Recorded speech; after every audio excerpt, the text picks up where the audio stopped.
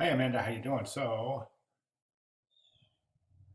I've got your two spreads up. Now I'm just going to jump right into it here. Now I think typographically you're starting to get the picture. You are understanding the paragraph structure and paragraph hierarchy. Um, I'm seeing you formatting these paragraphs quite nicely. However, looking at the page, I'm seeing something a little bit different. It seems as though you're concentrating on parts of the page, but not um, the whole page, not the whole layout.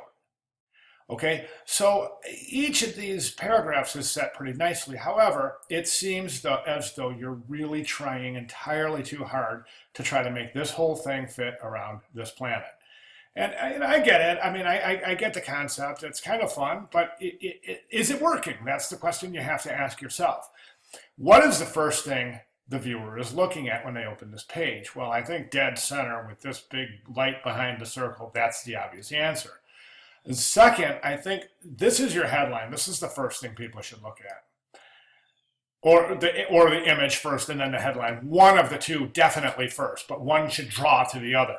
Right now, this is so large that it's almost giving a competition for the planet's inhabited. So you want to rethink that. Now, my general take on this whole thing. Oh, these paragraphs right here.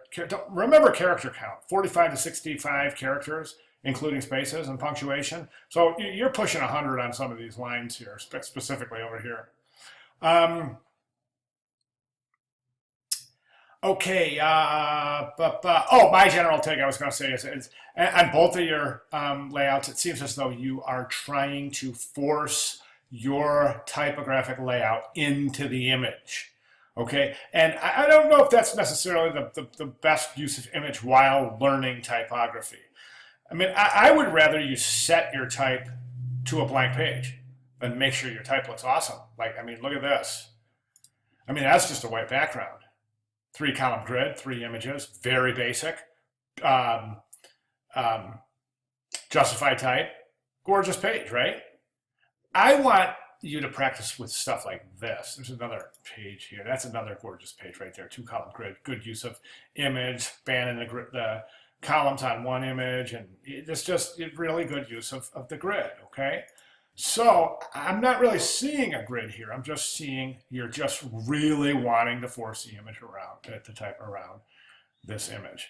Okay, so I would rather see you concentrate on typographic organizational structure, meaning, paragraph, word turns into sentence, sentence turns into paragraph, paragraph turns into page, as we see here.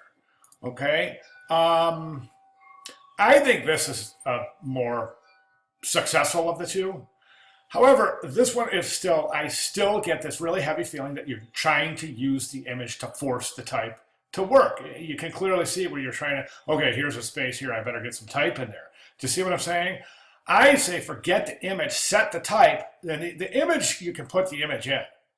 If the image doesn't work, you pick another image. I mean, but the typography has got to be consistent. For example, I would look at that baseline here.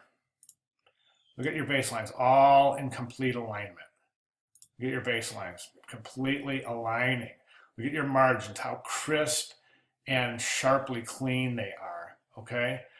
Okay, and then look over here, you can see, okay, this starts up here, then this starts down here, then this starts down here, then this one jumps way back up here again. So let's get some uniformity. Let's get a cap line, let me pull out a guide. Come on now. Oh, my Mac's gonna freak out now. Okay, I remember the good old days when these things actually worked. Okay, Command R. Okay, Command R. I'm gonna pull a guide down to right here. Okay, and you can see that's where your type, all of your type should start on both pages. Okay, you're going to have an open area up here. Great area for a pull quote or a call out. And that's the other thing I think that you need to concentrate on is drawing attention to your typography by adding call outs. pull quotes, and maybe some drop caps.